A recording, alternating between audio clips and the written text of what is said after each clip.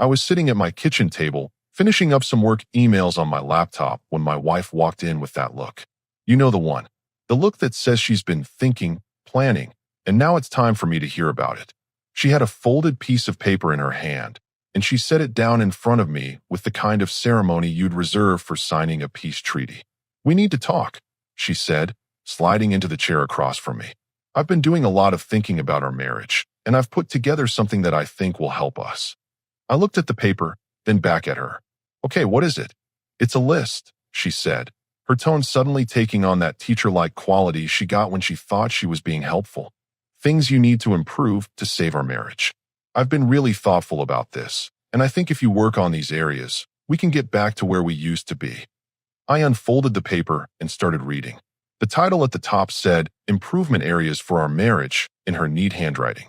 Below that was a numbered list that kept going and going and going. Number 1. Take more initiative with household chores without being asked. Number 2. Be more emotionally available during conversations. Number 3. Stop leaving dishes in the sink overnight. Number 4. Show more appreciation for the things I do around the house. The list continued down the page. Number 7 was about my tendency to withdraw during conflicts. Number 11 criticized my lack of romantic gestures. Number 15 suggested I needed to work on my communication style. By the time I got to number 23, which was about how I needed to be more supportive of my goals and dreams, I realized I was looking at more than just suggestions. This wasn't a list of improvements. This was an indictment, a comprehensive breakdown of everything she thought was wrong with me, packaged as helpful advice for saving our marriage. I set the paper down and looked at her. She was watching me expectantly, like she was waiting for me to thank her for this thoughtful gift of criticism. "So," she said, leaning forward slightly, "what do you think? I know it might seem like a lot, but I really think these changes could make a huge difference for us." I picked up the paper again and counted. 28 items. 28 things that were apparently wrong with me and needed fixing. Not one item on this list asked what she might need to work on.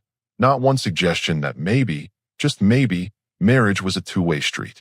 "This is eye-opening," I said, and I meant it, just not in the way she thought I did. Her face lit up. "I'm so glad you see it that way. I was worried you might get defensive, but this is exactly the kind of open-mindedness we need." I folded the paper back up and stood from the table. "You're absolutely right. This is exactly what we needed." "So you'll work on these things?" she asked, hope creeping into her voice. "Oh, I'm definitely going to work on something," I said. "I need to think about this for a bit, but you've given me a lot to consider." She smiled, looking satisfied with herself. "Take your time. I know it's a lot to process, but I really think this could be the turning point for us." I walked upstairs to my home office and closed the door. Then I sat down at my desk and really looked at that list again. Item number 12 was about my need to be right all the time. Number 16 complained about my inflexibility. Number 21 said I needed to prioritize our relationship over work. Every single item was about what I needed to change, what I needed to fix, what I needed to improve. There was no acknowledgement that she might have contributed to any of our problems. No recognition that maybe some of these issues had two sides. No suggestion that perhaps a marriage requires both people to make adjustments. This wasn't a conversation starter. It was a list of demands dressed up as helpful suggestions. And the more I thought about it, the more I realized what this really was. This was her way of telling me that everything wrong with our marriage was my fault, and if I just became the person she wanted me to be, everything would be fine. The audacity of it was almost impressive. She'd essentially handed me a personality makeover checklist and expected me to be grateful for the guidance. I opened my laptop and started typing. If she wanted to communicate through lists, then I could work with that.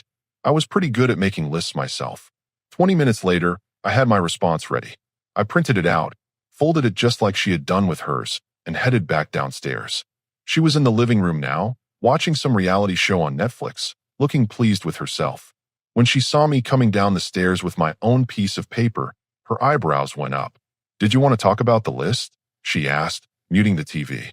"Actually," I said, "I wrote my own list. I thought it might be helpful for you to see my perspective too." I handed her the folded paper and sat down in the chair across from the couch. She opened it eagerly, probably expecting to see my thoughts on her suggestions or maybe my own areas where I thought she could improve.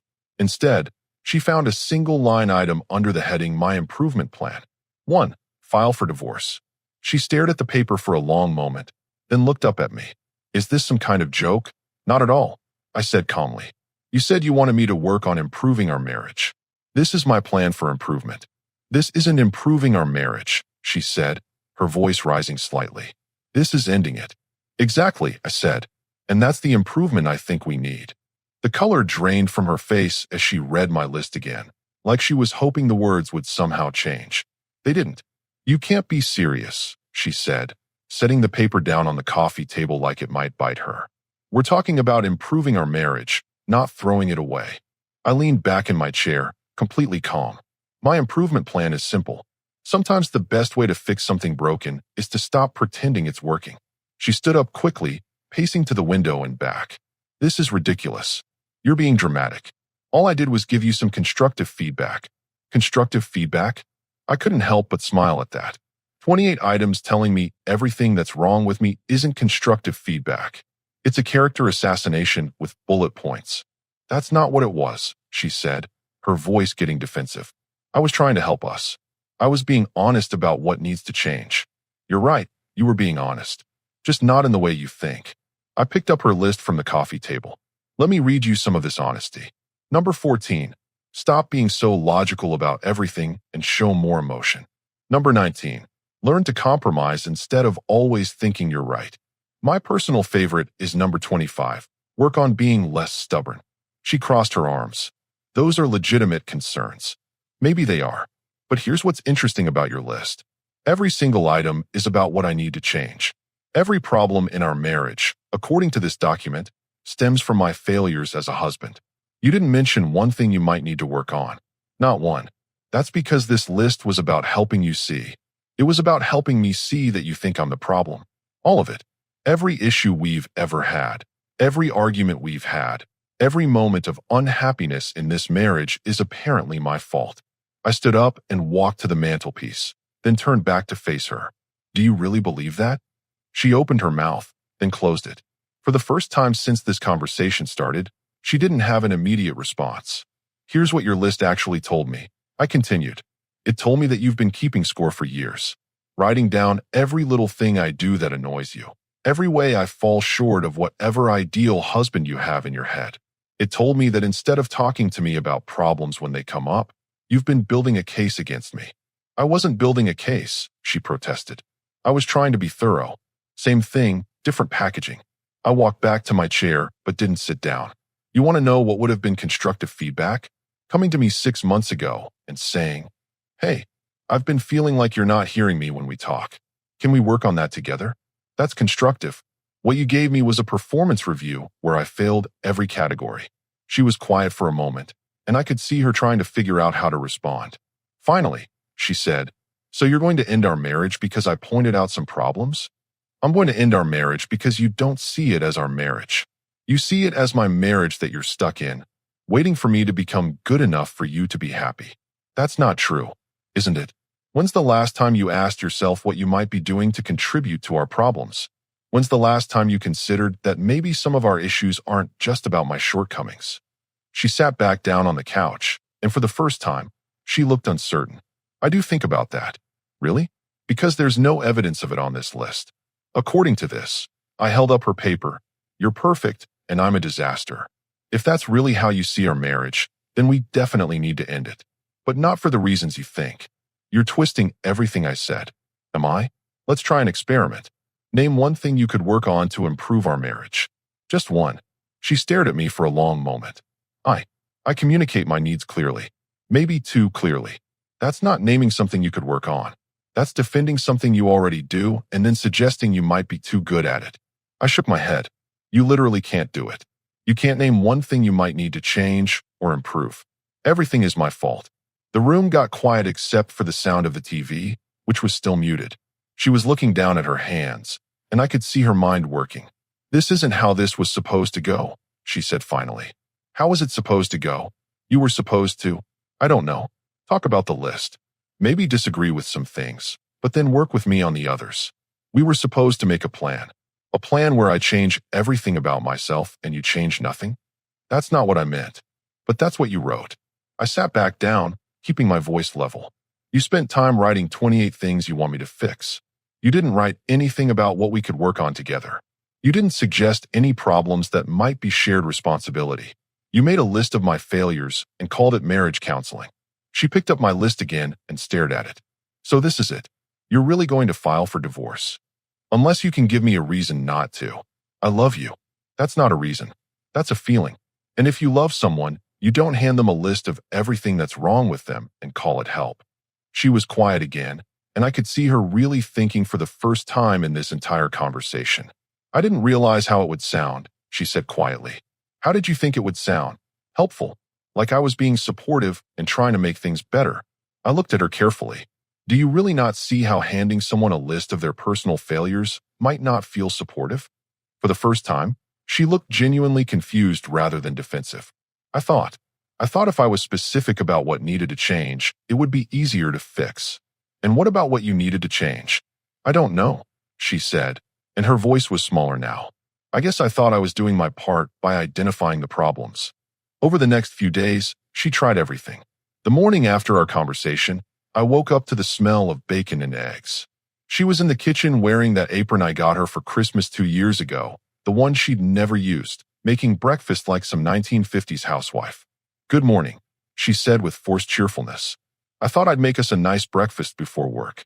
I poured myself coffee and sat down at the table. Thanks. She set a plate in front of me and sat down with her own. So, I was thinking about our conversation yesterday. Yeah, maybe we could talk about the divorce thing. I mean, surely that was just you being upset about the list. Right. I took a bite of eggs and looked at her. Actually, I called an attorney yesterday afternoon. I have an appointment next week.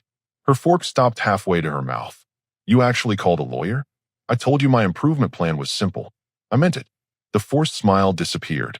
You can't just make major life decisions when you're angry. I'm not angry. I'm clear. I finished my coffee and stood up. This breakfast is really good, by the way. But making me breakfast doesn't change the fundamental problem we talked about. She followed me to the front door as I grabbed my keys. What fundamental problem? I said I didn't realize how the list sounded. I can work on that. Can you? Because yesterday you couldn't name a single thing you might need to change about yourself.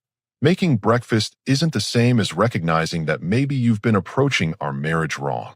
I am recognizing it, she said quickly. That's why I'm trying to show you that I care. By doing things you think I want instead of actually listening to what I said. I left for work, and when I came home that evening, she was waiting with a different strategy. She'd cleaned the house from top to bottom and had dinner ready when I walked in the door. I spent the day thinking, she announced. About what you said. About the list. I sat down at the dining room table, which she'd set with our good dishes. Okay, you're right that I didn't think about what I might need to work on. So I made my own list. She pulled out a piece of paper. Things I could improve. I looked at the paper. It had 3 items on it. Number 1, be more appreciative of the things you do. Number 2, don't give feedback in list format. Number 3, ask about your day more often. I set the paper down. This is a list of ways you can be nicer to me. That's not the same thing. What do you mean? I mean you're still not seeing the actual problem. You think the issue is that you weren't nice enough when you gave me criticism. You don't see that the criticism itself was the problem. Her face fell. I don't understand what you want me to say. I want you to understand that marriage isn't about one person fixing the other person. It's about 2 people working together to solve problems together. But there are problems, she said. Things that need to be addressed. Of course there are problems. Every marriage has problems. But when you write a list of 28 things that are wrong with me and 0 things that might be wrong with your approach to our marriage, you're not trying to solve problems.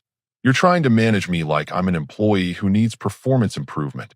She was quiet during dinner, and I could see her thinking. After we finished eating, she tried a different approach. Okay, she said. Let's say you're right about the list. Let's say I was wrong to approach it that way. Can't we work past that? Can't we start over? Start over how? I don't know. Go to counseling. Talk to someone who can help us communicate better. I leaned back in my chair. You want to go to counseling so someone else can tell you how to communicate with me better? That's not what I meant, isn't it? You're still looking for someone to teach you the right technique to get me to be the husband you want me to be. You're not looking at whether the husband you want me to be is reasonable or whether you might need to change your expectations. The next day was Saturday, and she tried the emotional approach. I was in the garage working on organizing some tools when she came out with tears in her eyes. I can't believe you're going to throw away 15 years of marriage because of one stupid list, she said. I put down the wrench I was holding. I'm not throwing away 15 years. I'm recognizing that maybe those 15 years haven't been as good as we pretended they were. They were good. We were happy. Were we? Or were you happy when I was doing what you wanted and frustrated when I wasn't? She wiped her eyes. That's not fair. It's not about fair. It's about honest. I turned to face her fully. When's the last time we had a fight where you considered that maybe you were wrong? When's the last time you apologized for something without adding a "but" to explain why your behavior was justified? I apologize all the time. You say sorry. That's different from apologizing. Saying sorry is about making the conflict go away. Apologizing is about recognizing you did something wrong. Fine, she said, her voice getting sharper. I'm wrong. I'm terrible. I'm the worst wife in the world. Is that what you want to hear? That's exactly what I don't want to hear. Because that's not an apology either. That's sarcasm designed to make me feel bad for bringing up the problem. She stared at me for a moment, then turned and walked back into the house. That night, she tried the bargaining approach. What if I throw away the list? She said as we were getting ready for bed. What if we just forget the whole thing happened? Then nothing changes. We go back to the way things were, and in 6 months or a year, you'll be frustrated about the same things again. Except next time, instead of a list, it'll be something else. What if I promise not to be critical anymore? That's not sustainable, and it's not honest. If something bothers you, you should be able to talk about it. The problem isn't that you have concerns. The problem is how you approach those concerns and whether you're willing to examine your own behavior too. I don't know how to do that, she admitted quietly. It was the first honest thing she'd said all week. I know you don't, I said. And that's exactly the problem. By Sunday night, she was getting desperate. I could see it in the way she kept looking at me, like she was trying to figure out what combination of words or actions would make me change my mind. The appointment with the lawyer is tomorrow. I reminded her as we were watching TV. I know. Are you going to try to talk me out of it? She was quiet for a long time. Then she said, would it work? No. Then what's the point? I looked at her carefully. The point would be whether you actually understand why I'm doing this, or whether you're just trying to avoid the consequences. I understand, she said quickly. Do you? Because every conversation we've had this week has been about how to get me to stay. None of them have been about whether staying would actually be good for either of us. She didn't answer that. I went to the lawyer on Monday morning. His office was in one of those professional buildings downtown, the kind with marble floors and elevator music. He was younger than I expected, maybe early 40s, wearing a navy suit and the kind of confident expression that probably cost his clients $200 an hour. So, he said after I'd explained the situation, you're looking at an uncontested divorce? I hope so. We don't have kids, and we both work. Should be straightforward. He made some notes on a legal pad. Property, assets, houses in both names. We both contributed to the down payment. 2 cars, both financed. Savings account, checking account, retirement accounts. Nothing complicated. How long have you been married? 15 years. He looked up from his notes. And your wife knows you're here. She knows I'm filing. Whether she's accepted it is another question. Understood. I'll prepare the paperwork. You should have everything ready to file by the end of the week. When I got home that evening, she was sitting at the kitchen table with her laptop open and papers spread around her. How was your day? She asked, not looking up. Fine. What are you working on? Research. She turned the laptop toward me. The screen showed a marriage counseling website. I found 3 therapists in our area who specialize in relationship crisis intervention. I've already called 2 of them. I sat down across from her. I told you I'm filing for divorce. I know what you told me, but I also know you're not unreasonable. If I can show you that I'm serious about working on things, maybe we can find a way through this. Working on what things? She shuffled through the papers. I printed out some articles about communication in marriage, and I found this workbook about identifying destructive patterns in relationships. I looked at the stack of papers. You're approaching this like a research project. What's wrong with that? You said I need to examine my own behavior. So I'm examining it. By reading about it online? By learning how to do better. Isn't that what you want? I leaned back in my chair. What I want is for you to actually understand the problem, not just research solutions to a problem you still don't fully grasp. Then explain it to me again. I've explained it. multiple times. The problem isn't that you don't have the right communication techniques. The problem is that you fundamentally don't see our marriage as a partnership between equals. She closed the laptop. That's not true. Then why are all your solutions about learning how to handle me better? Why aren't any of them about questioning whether your expectations are reasonable? My expectations are reasonable. I expect my husband to help around the house and be emotionally present. Those aren't unreasonable things. And I expect my wife to treat me like an adult instead of a project that needs constant improvement. Is that unreasonable? She didn't answer immediately, which was progress of a sort. The next morning, her sister called while I was getting ready for work. I could hear her side of the conversation from the bedroom. I don't understand why he's being so dramatic. No, I gave him some feedback about our marriage, and he's acting like I attacked him. I know, right? Men are so sensitive. I came downstairs, and she quickly ended the call. That was your sister? I asked. She was just checking in. Did you tell her about the list? I mentioned that we were having some communication issues. Did you tell her what was actually on the list? She hesitated. I told her the general idea, but not the specifics. She doesn't need to know every detail of our private business. Or you don't want her to know that you wrote 28 criticisms of your husband and called it helpful feedback. That afternoon, I got a text from her brother. Hey man, heard you and my sister are going through a rough patch. Want to grab a beer and talk? When I got home, I asked her about it. I didn't call him, she said defensively. He called me. Word gets around. What exactly is getting around? That we're having problems.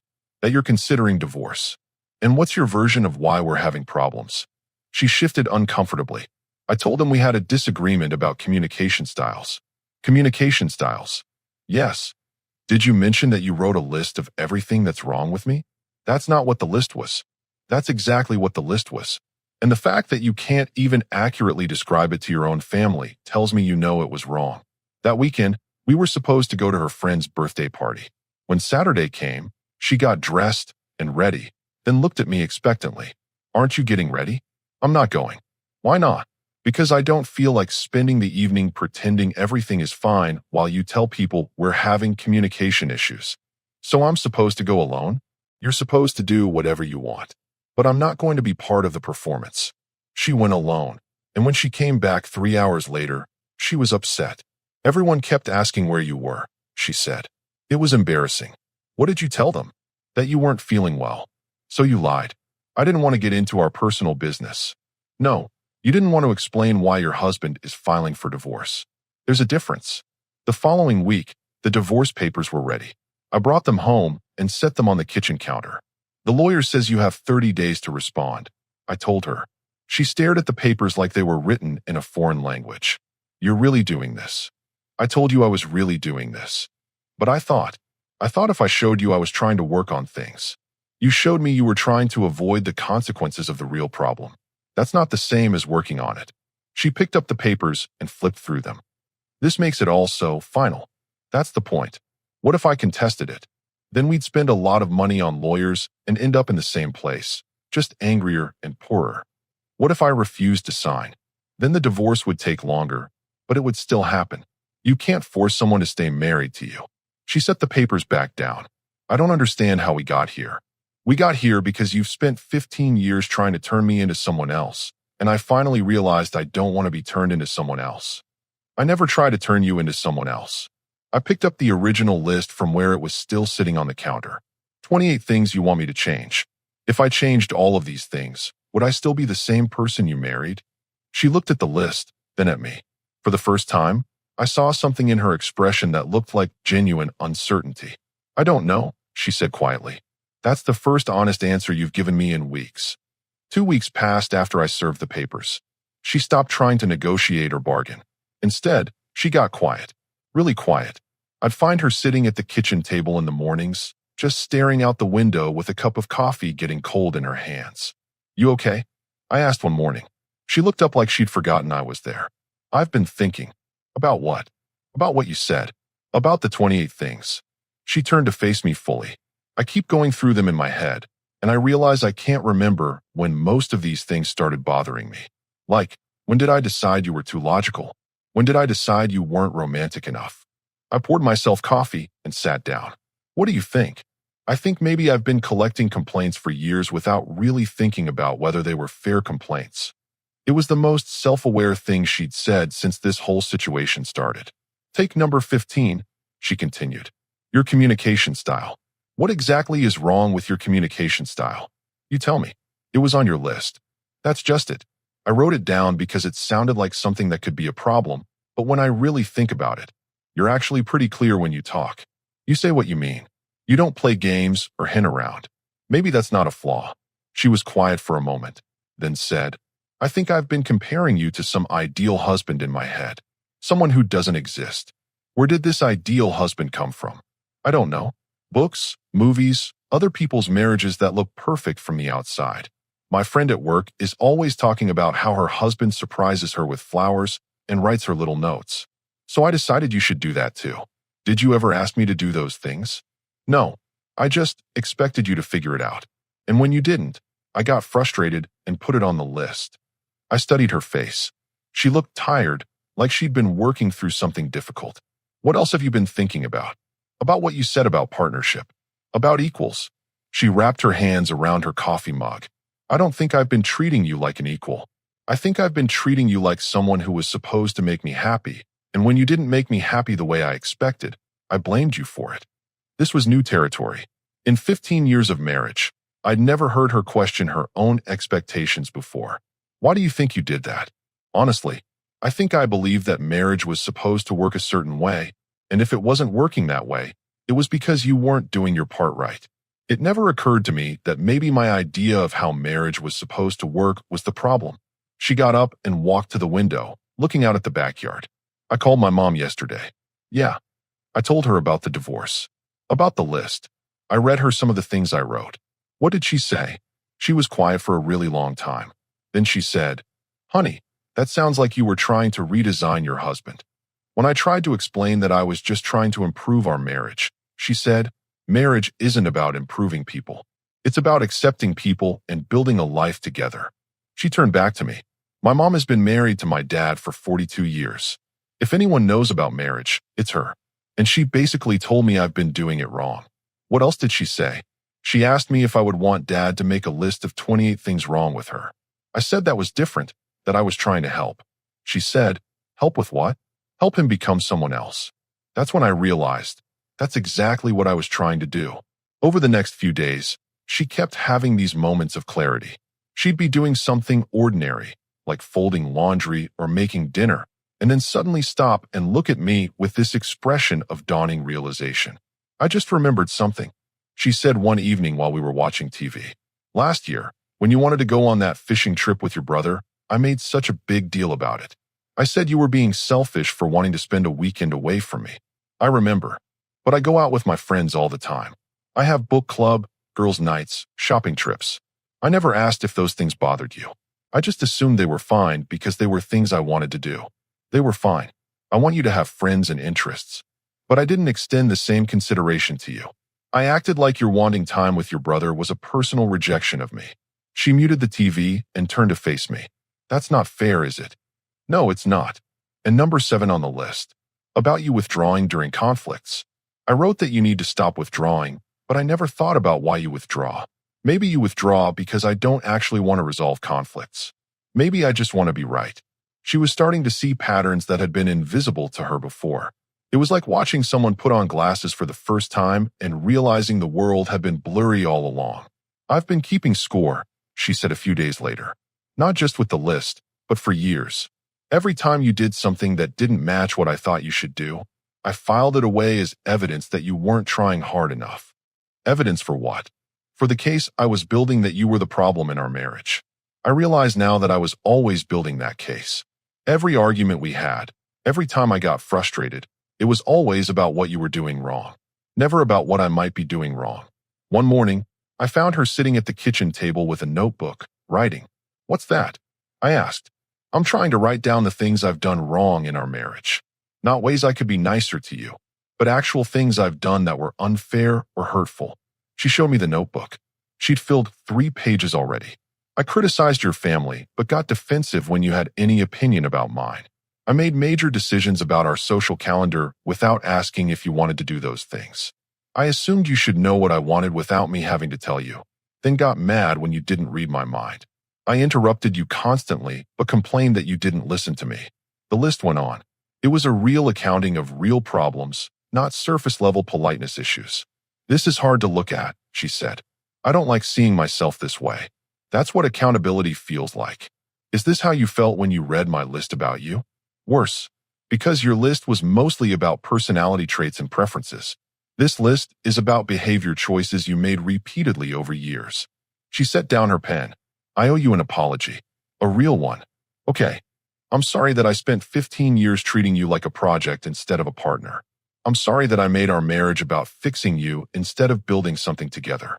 I'm sorry that I never questioned whether my expectations were fair or whether my behavior was contributing to our problems. She took a breath. And I'm sorry that it took you filing for divorce for me to see any of this. You shouldn't have had to go to that extreme to get me to look at myself honestly. It was the first real apology I'd heard from her in years. Maybe ever. I appreciate that, I said. Does it change anything? I looked at her carefully. She wasn't asking hopefully or desperately. She was asking like someone who genuinely wanted to know the answer, whatever it was. I don't know yet, I said honestly. But it's the first conversation we've had in weeks that feels like we're talking to each other instead of past each other. 3 months later, we were sitting in a coffee shop downtown. Not for any special reason, just because she'd asked if I wanted to get coffee and talk. The divorce papers were still sitting and signed on my desk at home. How do you feel about counseling? She asked, stirring sugar into her latte. Depends on why we're going. Not to fix you. Not to teach me techniques to manage you better. But to learn how to actually be married to each other instead of to the people we thought we should be. I considered this. That sounds different. It is different. I found someone who specializes in helping couples rebuild after major relationship breakdowns. She doesn't do the let's improve communication thing. She does the let's figure out if you actually want to be married to each other thing. And you want to figure that out? I want to figure out if the person I'm becoming can be married to the person you are, instead of trying to turn you into someone I think I want to be married to. We've been having conversations like this for weeks. Real conversations where she asked questions instead of making demands, where she listened to answers instead of preparing rebuttals. I threw away the original list, she said, but I wrote a new one. She pulled out a folded piece of paper, and for a moment, I felt that familiar tension. Then she handed it to me. It had one item. Learn to be married to my actual husband instead of my imaginary one. That's it. That's everything. Every other problem we have comes from that one. If I can learn to do that, we might have something worth saving. If I can't, then you were right to file for divorce. I folded the paper back up. And if we do this counseling thing and figure out we can make it work, what happens to the divorce papers? We tear them up.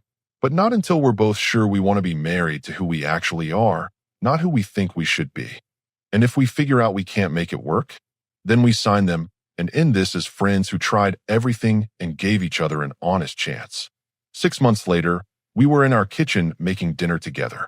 Really together, not with one person cooking while the other sat at the table scrolling through their phone. How was your day? She asked, chopping vegetables. Good. Busy.